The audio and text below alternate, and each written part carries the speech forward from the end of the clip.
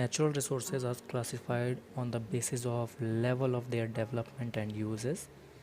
These are actual resources and potential resources.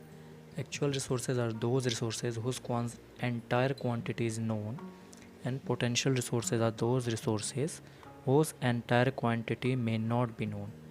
For example, coal of Germany, petroleum in Western Asia, and for potential resources the example is uranium इन लद्दाख.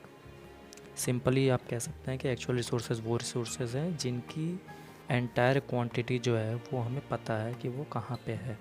जैसे Germany में जो कोल की मात्रा है और साथ ही साथ पेट्रोलियम जो है वेस्टर्न एशिया में यानी सऊदी अरेबिया और अदर कंट्रीज़ में.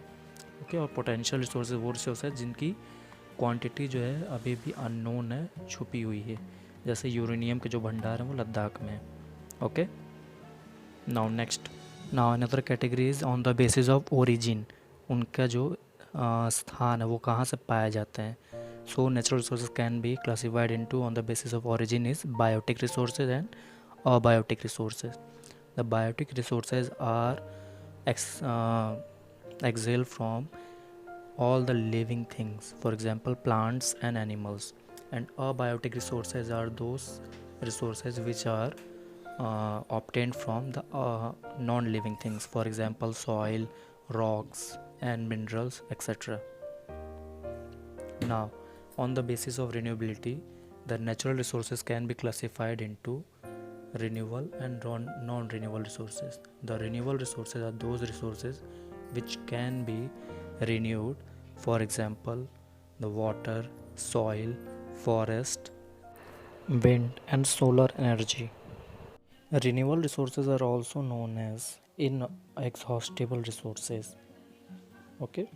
Now, non-renewable resources. Non-renewable resources are those resources which can be exhausted easily and cannot be renewed, and they are also called exhaustible resources, such as coal, petroleum and natural gas.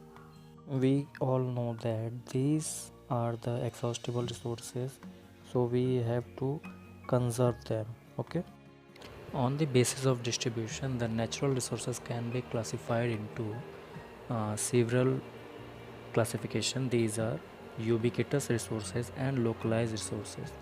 The ubiquitous resources are those resources which are found everywhere on earth, for example land, water, air, etc.